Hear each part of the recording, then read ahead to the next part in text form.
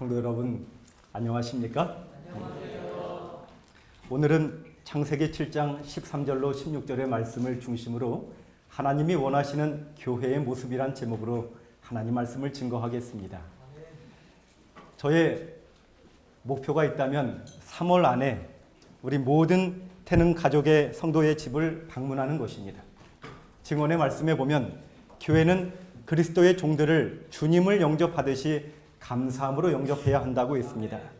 교회는 각 목사가 하나님의 말씀으로부터 그들에게 줄 수 있는 교훈을 통하여 가능한 모든 유익을 얻도록 노력해야 한다고 하였습니다.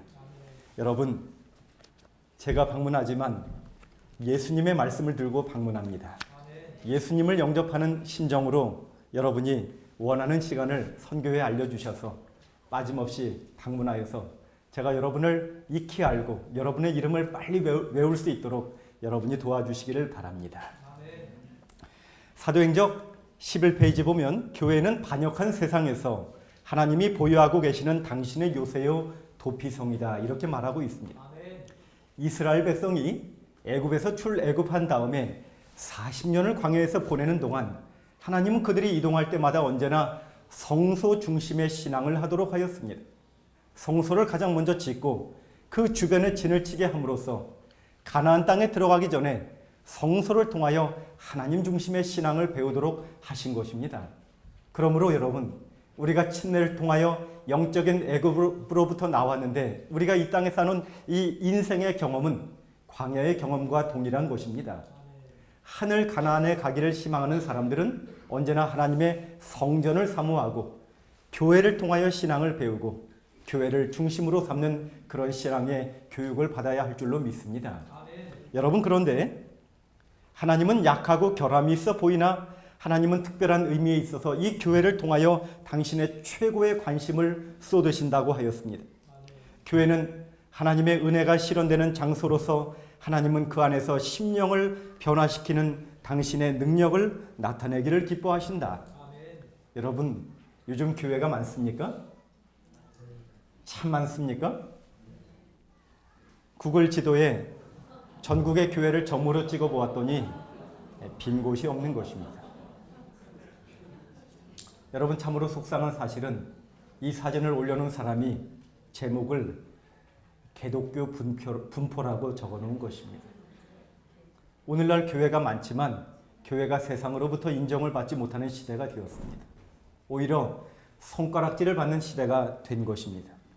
어느 신학자는 한탄하기를 오늘날 교회는 많으나 영성은 없고 교인은 많으나 제자는 없고 헌금은 많으나 헌신은 모자라며 교회 건물은 높이 지으나 신앙의 깊이는 없으며 프로그램은 많으나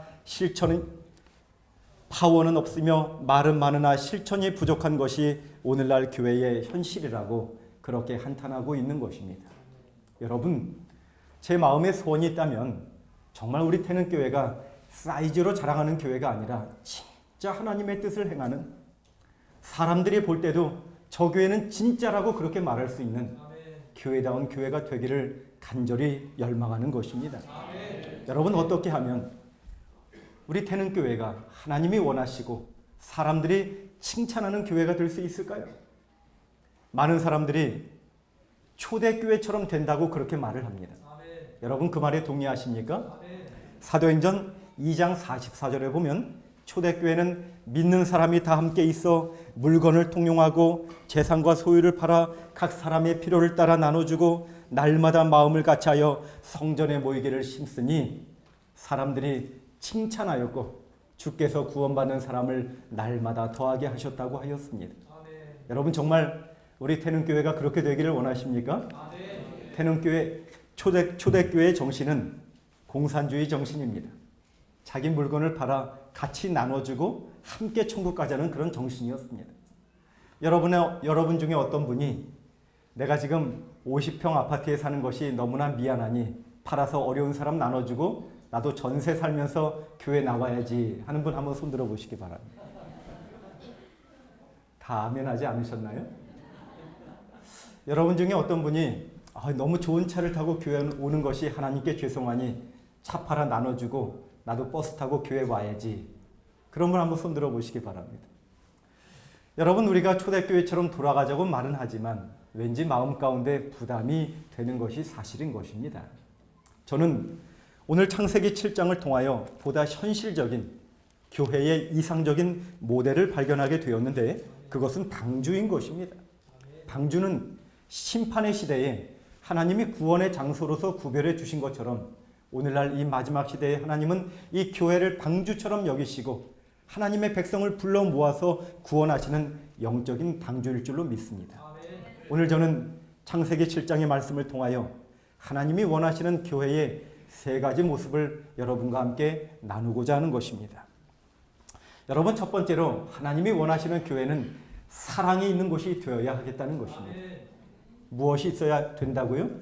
사랑이 있어야 한다는 것입니다. 창세기 7장 14절에 그들과 모든 들짐승이 그 종류대로, 모든 육축이 그 종류대로, 땅에 기는 모든 것이 그 종류대로, 모든 새 곧 각양의 새가 그 종류대로 방주로 들어왔다고 말하고 있어요. 14절 한 절 가운데 모든이란 말이 4번이나 나오는 것입니다. 여러분, 모든 들짐승, 새, 각양의 짐승이 다 들어왔다는 것입니다. 마찬가지로 하나님의 이 영적인 방주인 교회는 모든 사람이 모이는 곳입니다. 성별이 다르고 고향이 다르고 배경이 다르고 교육 정도가 다르고 생각이 다르지만 이 다양한 사람들이 이 방주인 교회에 모여서 기독교의 최고의 가르치는 사랑을 연습하는 곳이 교회라는 것입니다. 저는 4년 전에 태어나서 처음으로 미국을 여행할 기회가 있었습니다. 제가 미국을 여행하면 늘 책으로 읽었던 세들백 교회를 방문하고 싶었습니다. 제가 미국에 갔더니요, 친구 목사들이 저에게 하는 것이 세들백 교회보다는 갈보리 채플이라는 교회를 가보라는 것입니다. 그 교회가 미국에서 가장 영향력 있는 교회라는 것입니다. 여러분, 갈보리 채플은 척 스미스 목사님이 캘리포니아 해변에 히피족들을 전도하기 위해 세운 교회였습니다. 히피족들이 누군지 아십니까? 머리는 이 닭벼슬처럼 세우고 보라색으로 염색을 하고 이 가죽옷에 금속 박힌 그 옷을 입고 바지는 여기저기 찢어지고 이런 청년들이 캘리포니아 해변에서 밤새도록 마약을 하다가 그래도 양심이 있는지 아침이 되면 교회를 찾아오더라는 것입니다. 그런데 여러분, 미국은 우리는 바닥이 이렇지만 미국은 두꺼운 카페트를 보통 깝니다. 그 사이에 이 바닷모래를 그냥 묻히고 온 청년 때문에 그 청소하는 집사님이 여간 힘든 것이 아니었습니다. 한 번은 집사님이 청소하다가 화가 난 것입니다. 입구에 써붙입니다. No shoes, no entrance. 신발 신지 않은 사람 들어오지도 마라. 여러분, 이 척 스미스 목사님이 가장 먼저 발견하고 종이를 떼어버렸습니다. 그리고 집사님을 부릅니다. 집사님, 저 좀 도와주시겠습니까? 목사님 뭐 하시게요? 목사님이 갑자기 바닥에서 카페트를 걷어버리기 시작하는 것입니다. 대체 이놈의 카페트가 뭐길래 그 귀한 영혼이 오는데 방해가 된단 말인가? 여러분, 목사님은, 척 스미스 목사님은 설교가 유창한 분이 아니십니다. 예화를 잘 쓰는 분도 아니십니다. 그러나 그 사랑이 도무지 변화되지 않은 것처럼 보인 히피족들을 변화시켰고 변화된 그들이 세상에서 영향력을 끼치기 시작한 것입니다. 여러분, 기억하시기 바랍니다. 진정으로 영향력 있는 교회는 건물이 높은 교회도 아니고 성도가 많은 교회도 아니고 진정한 사랑이 있는 교회일 줄로 믿습니다. 성경은 말합니다. 믿음, 소망, 사랑, 그 중에 제일이 뭐라고요? 여러분, 그 말에 동의하십니까? 우리가 믿음으로 구원받는데 믿음보다 사랑이 우선한다는 것입니다. 우리가 아무리 힘들어도 예수님 재림 기다리는 소망 하나 붙들고 견디고 있는데 사랑이 그것보다 우선한다는 것입니다. 그런데요, 성경이 우리에게 원하는, 연습하기를 바라는 진짜 사랑이 무엇인가? 고린도전서 13장에 주님은 사랑을 설명하면서 첫 번째로 설명하는 것이 사람은 언제나 뭐 하고요? 여러분, 참는 거 재미있습니까? 성경은요, 참는 게 사랑이래요. 그것도 얼만큼요? 오래 참는 게 사랑이래요. 여러분, 이것이 무슨 말입니까? 교회는 다양한 사람이 모이다 보면 필연적으로 주의 사업을 할 때 의견 다툼도 생기고 또 서로 간의 갈등도 생길 것이 분명하지만 교회 안에서 한 번 더 참아주고 한 번 더 기도하면서 하나님의 사랑으로 감싸주는 연습을 하는 것이 진정한 교회라는 것입니다. 계시록 21장에 보면 천국은 12보석이 기초석으로 되어 있다고 했습니다. 벽옥, 남보석, 옥수, 녹보석, 홍만호, 홍보석, 황옥, 녹옥, 다망옥, 비치옥, 청옥, 자정. 여러분 이런 보석 다 보셨습니까? 저는 한 번도 본 일이 없습니다. 여러분 이것은 하나님의 백성이 궁극적으로 이루어야 할 품성의 보석을 말하는 것입니다. 그런데 이 보석들이 세공될 때 깎이는 것처럼 서로 신앙하다 보면 교회 안에 상처도 받고 어려운 일이 있지만 그 가운데 참아주고 인내하면서 빛나는 보석처럼 품성을 연마한 사람들이 모여 사는 곳이 천국이라는 그런 말인 것입니다. 여기 산상보훈에는 이런 말씀이 있어요. 생애의 시련은 우리의 품성에서 불순물과 거친 것을 제거해내는 하나님의 일꾼이다. 이들에 의해 채석되어 깎이우고 끌로 새겨지고 갈리고 다듬어지는 것은 고통스러운 경험이다. 회전 연마기 안에 들어가는 것도 어려운 일이다. 그러나 그 속에 들어간 돌은 하늘 성전의 제자리를 채우는 데 부족함이 없게 준비되어 나온다. 주께서는 가치 없는 물건을 위해서는 그처럼 신중하고 철저한 작업을 하지 않으신다. 그분의 보석만이 궁전의 식양대로 다듬어진다. 여러분 때때로 신앙하다가 상처를 받으시거든 하나님 왜 우리 교회 저에게 상처를 주는 저런 사람이 있습니까? 하지 마시고 하나님 그래도 저를 보석으로 여겨주셔서 이렇게 품성의 연마의 기회를 주시니 감사합니다. 그렇게 신앙하셔야 하지 않겠습니까? 저는 이런 생각을 한번 해봤습니다. 모든 짐승이 탔다고 했는데 방주 안에 스컹크도 탔을까요? 그럴까요? 여러분 그렇다면 교회에 좀 냄새나는 사람도 와야 교회라는 것입니다. 방주 안에 고슴도치도 탔을까요? 여러분 신앙하다 보면 까칠한 성도도 있어야 한다는 말이지요. 방주 안에 개도 탔을까요? 여러분 신앙하다가 물리는 경험도 있습니까? 여러분 그런 가운데 진정으로 참아주는 것이 진짜 교회라는 것입니다.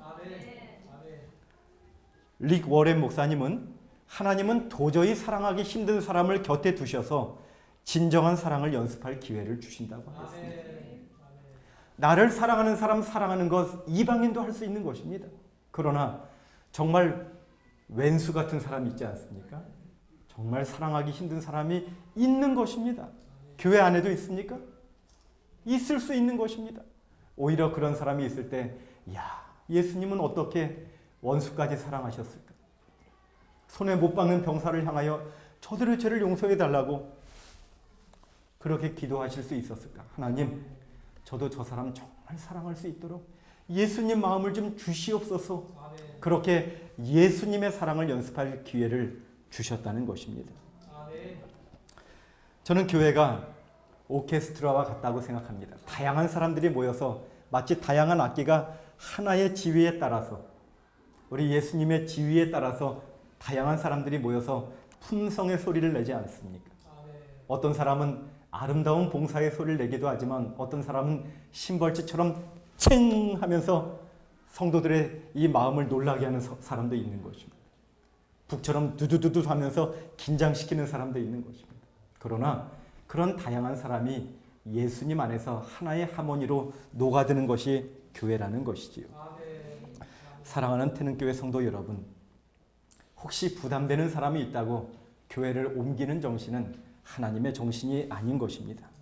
그때야말로 진정한 사랑을 연습할 기회인 것입니다. 작은 그릇은 큰 그릇 안에 쏙 들어가는 것처럼 내 마음이 큰 그릇이 되면 품어줄 수 있는 것입니다. 여러분 한번 생각해 보면 그 사람 때문에 내가 더 많이 참을까요? 나 때문에 하나님이 더 많이 참을까요? 네.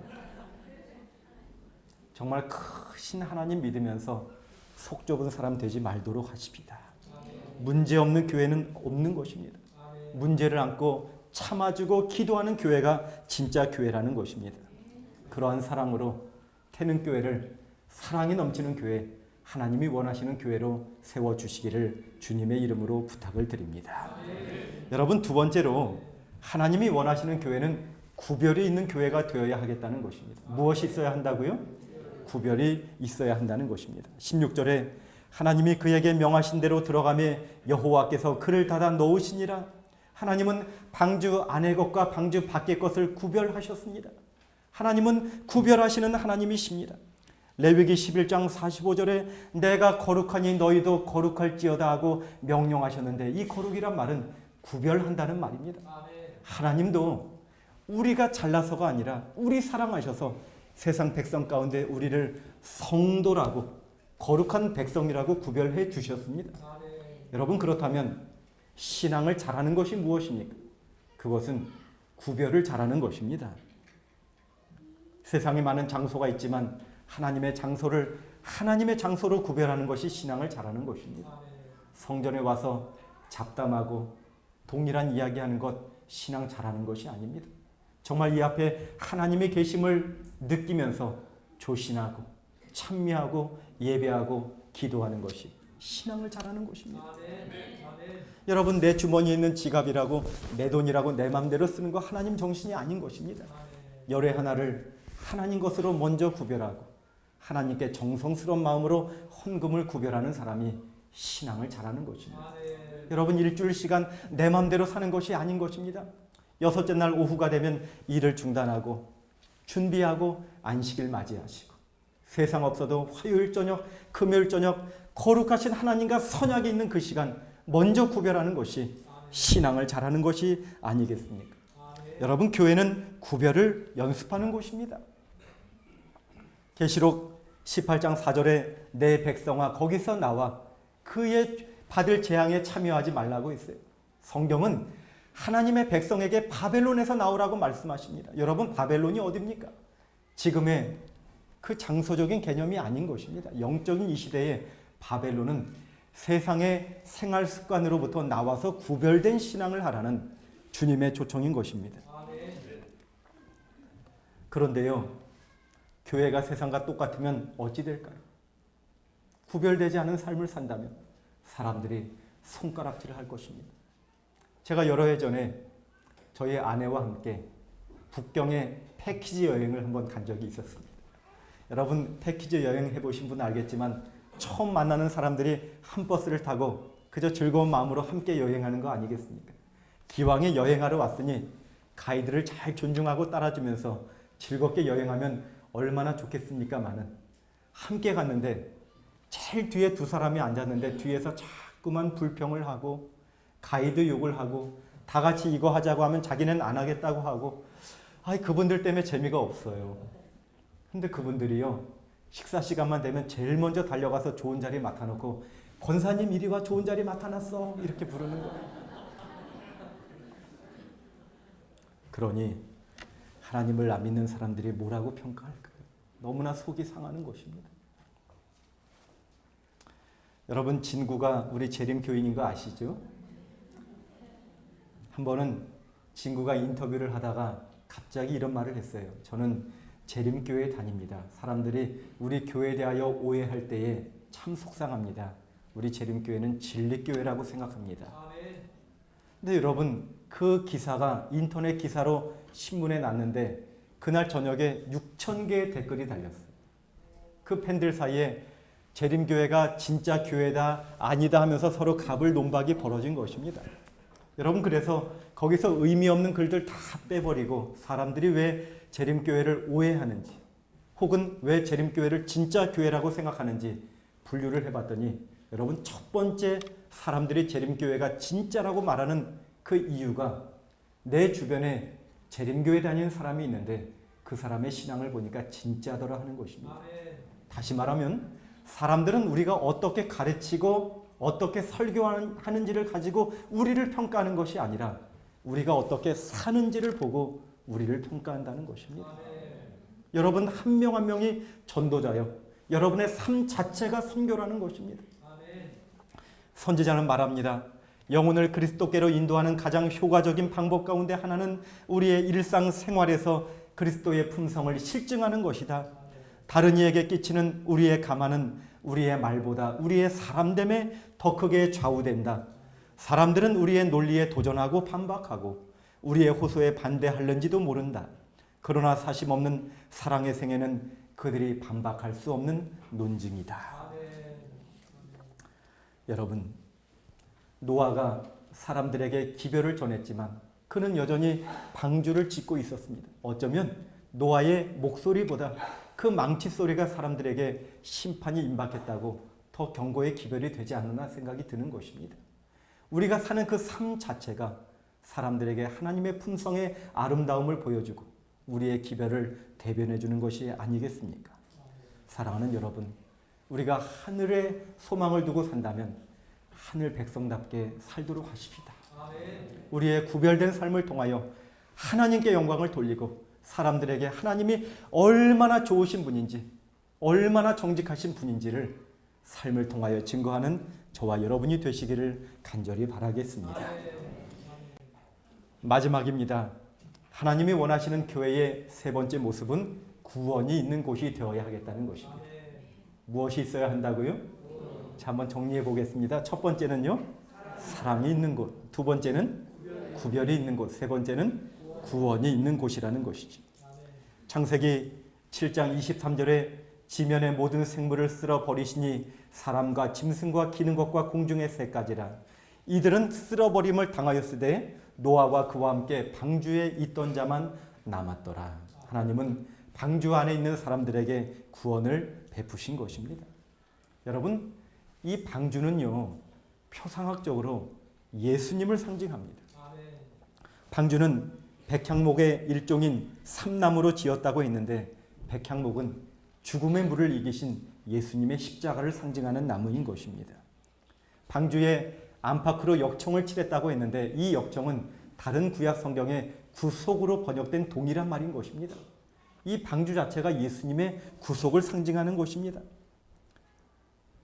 방주의 설계자가 누구였을까요?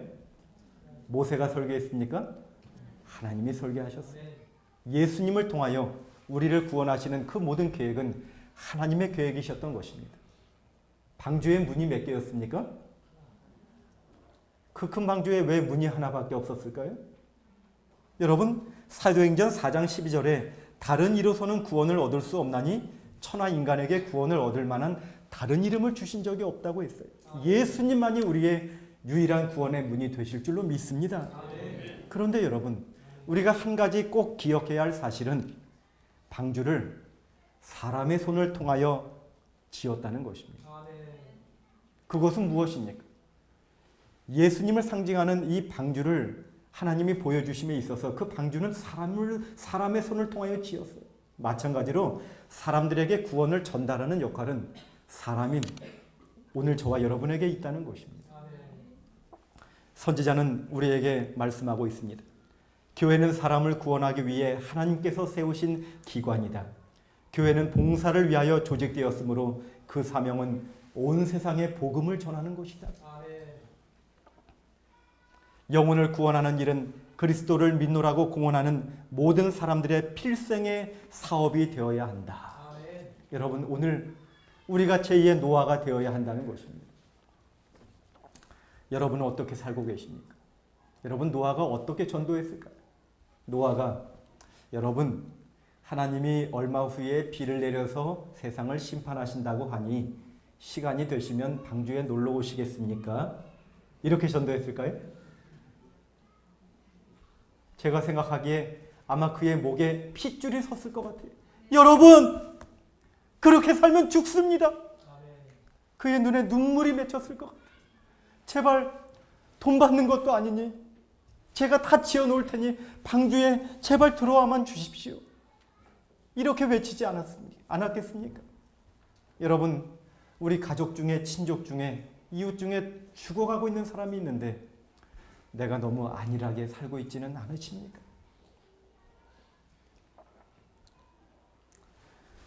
제가 한 번은 담임하던 교회에서 어느 집사님이 말씀을 듣다가 나도 좀 전도해야겠다는 마음의 결심을 하게 되었어요. 그러면서 이분이 아침마다 하나님 저에게도 영혼을 좀 주시옵소서 하고 기도하기 시작했어요. 이분이 집사가 된 지 12년이 되었는데 아직도 한 명도 주님께 인도한 경험이 없는 것입니다. 침례식 때 침례를 받는 사람보다 그를 인도한 사람이 옆에서 더 많이 울지 않습니까? 하나님, 저도 지금 저 우는 자리에 좀 참여할 수 있도록 좀 도와주십시오 하고 기도하기 시작한 것입니다. 여러분, 놀라운 사실은 기도하기 시작하니까 평소에 의미 없이 만나던 사람들이 영혼으로 보이기 시작하더라는 것입니다. 그 중에서 아침마다 만나는 동네 수영장에서 만나는 동네 언니를 하나님께 인도하고 싶은 마음의 소원이 생긴 것입니다. 하나님께 기도하던 중에 단둘이서 산행을 할 기회가 생겼습니다. 용기를 내어서 입을 엽니다. 언니, 나와 함께 우리 교회 한번 가볼래? 그랬더니 이 언니가 하는 말이 예. 내 앞에서 교회 교자도 꺼내지 마. 나는 교자 소리만 들어도 알러지 반응이 나는 사람이야. 이렇게 말하더라는 거예요. 용기 내서 말했다가 그냥 쏙 들어간 것입니다. 그날 저녁 집에 가서 기도하는데 눈물이 나더라는 거예요. 하나님, 저는 전도에 은사가 없나 봐요. 그런데 포기할 수가 없는 것입니다. 다시 기도하기 시작했습니다. 얼마 후에 그 언니와 찻집에 단둘이 앉게 되었습니다. 말을 할까 말까 망설이다가 용기를 내어서 입을 열었습니다. 언니 하고 부르는데 갑자기 눈물이 왈칵 쏟아지더라는 거예요. 그러면서 울면서 언니, 내가 언제 살면서 언니에게 부담 준 적 있어? 그런데 언니를 이렇게 사랑해서 내가 부담 주면서 말하니 나랑 교회 한 번만 가자. 그랬더니 그 언니가 갑자기 심각해지더니 야, 너가 그렇게까지 말하니 내가 너 얼굴 봐서 한 번만 가줄게. 그 대신 2번 부탁하기 없기다. 여러분, 이러고 화요일 저녁에 둘이 교회를 왔습니다. 제가 그 사람인 걸 알아봤어요. 이미 기도 요청을 받았습니다. 그날 저녁에 제가 하나님 말씀을 전하면서 간절히 기도하는 심정으로 전했습니다. 여러분, 의사 선생님이 우리 태능교회 많으신데 의사 선생님이 수술을 할 때는 그 환자의 생명을 살리느냐 죽이느냐의 중요한 순간에 있지만 목사는 이 하나님의 말씀의 칼을 들고 이 사람의 지금 영생을 결정하는 중요한 순간에 있음을 알기 때문에 늘 두렵고 떨리는 것입니다. 하나님 도와주시옵소서. 여러분, 그분이 뒷자리에 앉았는데 팔짱을 끼고요, 45도쯤 몸을 돌아서 안경 사이로 저를 이렇게 쳐다보는 것입니다. 그날 저녁에 그의 마음 가운데 성령께서 임하셨습니다. 그분이 예배를 마치고 돌아가는데 집사님에게 말하기를, 야, 너네 교회는 내가 생각했던 그런 교회랑은 분위기가 다르네. 이러더니 그때를 놓칠세라 집사님이, 언니 그러지 말고 우리 목사님이랑 한 번만 성경 공부해보자. 그래서 제가 그분 아파트에 방문을 해서 셋이 어색하게 앉아서 성경을 폈는데요.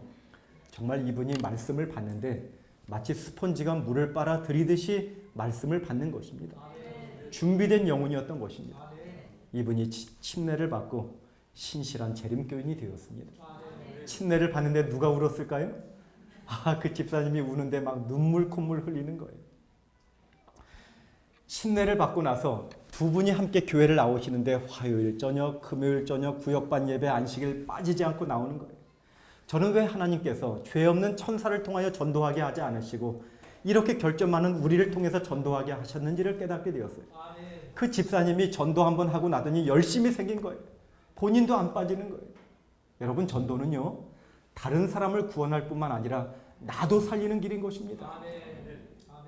자, 그분이 교회를 나오는데 한 가지 아쉬운 점이 있어요. 교회 열심히 나오는 것은 참 이쁜데 꼭 추리닝 바람으로 교회를 오셔요. 그것도 분홍색 추리닝. 그래도 성도들이 아무 말 하지 않는 거예요. 왜요? 교회만 와도 예쁜 것입니다. 제가 왜 그렇게 교회를 오나 나중에 알게 되었어요. 이분이 외동딸이랑 살고 있었는데 외동딸이 외고를 졸업하고 경희대 경제학과를 졸업한 아주 똑똑하고 예쁜 딸이었어요.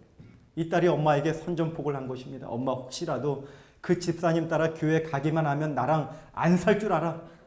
이렇게 선언한 것입니다. 그래서 이 엄마가 엄마 운동 나갔다 올게 하면서 교회를 오는 것이었어요. 근데 하루는 딸에게 발각이 된 것입니다. 운동 간다고 하는데 가방을 들고 나가거든요. 이상해서 가방을 뺏어 보았더니 성경책이 나온 것입니다. 그날 저녁에 둘이서 서로 안산에 한바탕 벌어진 거예요. 여러분, 놀라운 사실은 이 엄마가 똑같이 집사님이 말한 것을 말하는 거예요. 예, 언제 엄마가 살면서 너에게 부담 준 적이 있어? 엄마가 잘못됐으면 너가 건져줘야 될 책임이 있으니 그러지 말고 한 번만 교회 가보자. 여러분 둘이서 저녁 예배에 왔어요. 그날도 간절히 기도했습니다. 여러분 그 딸도요 똑같습니다. 팔짱을 끼고요 저를 노려보는 것입니다. 그 딸의 마음 가운데도 성령께서 역사하셨어요. 여러분 전도는 사람이 하는 것이 아닙니다. 기도하는 사람을 통하여 성령께서 하시는 일인 것입니다. 그 딸이 돌아가면서 엄마에게 엄마 이 교회 목사님은 내가 생각했던 사기꾼 스타일하고는 다르네. 엄마가 그때를 놓칠세라 야 그러지 말고 목사님 우리 집에 초청할 테니 한 번만 같이 성경 좀 배워보자. 여러분 제가 성경을 펴는데 이 딸도 얼마나 말씀을 잘 받는지 몰라요. 지금은 그 딸도 침례를 받고 결혼해서 사위도 침례받고 여러분 이 둘이서 결혼해서 아이를 낳으러 가다가 교통사고를 당했어요. 차가 폐차를 했어요. 그런데도 멀쩡하게 아이를 건강하게 낳았어요. 저보고 아이 이름을 지어달라고 해서 하나님 은혜로 낳은 아이다 해서 하은이라고 지어주었습니다. 사랑하는 여러분, 정말 메말라 비틀어진 것 같은 아론의 지팡이에도 하나님이 함께 하시면 싹이 나고 꽃이 피는데 우리의 메마른 신앙에도 하나님이 함께 하시면 영혼의 열매가 맺힐 줄로 믿습니다. 오 여러분 정말 전도하는 성도가 되어주시기 바랍니다. 하나님 올 한해 저에게 한 명의 영혼을 주시옵소서 이렇게 기도해야 하지 않겠습니까? 하나님이 원하시는 교회의 모습은 첫 번째로 사랑이 있는 곳입니다. 한 번 더 인내하고 한 번 더 품어주고 한 번 더 기도하는 것이 교회라는 것이지. 여러분 참고 참다가 못 참겠으면 어찌하면 좋을까요? 한 번 더 참아주시기 바랍니다. 그것이 사랑이라는 것입니다. 하나님이 원하시는 교회의 두 번째 모습은 구별이 있는 곳입니다. 여러분 살면서 하나님 백성답게 사셔야 합니다. 천국을 보여줄 수 있는 사람이 되셔야 합니다. 세 번째는요, 구원이 있어야 합니다. 우리 삶 가운데 노아의 심정을 가지고 정말 절실한 심정을 가지고 우리 가족들, 우리 자녀들, 우리 친족들, 우리 이웃들 주님께로 인도할 책임이 저와 여러분에게 있지 않겠습니까? 사랑하는 여러분, 우리 태능교회가 세상에 많은 교회가 있지만 정말 하나님이 원하시고 자랑하고 싶어 하시는 사람들도 우리 지역에 태능교회가 있어서 너무나 자랑스러워하는 그런 교회를 우리 함께 만들어 보십시다. 아멘.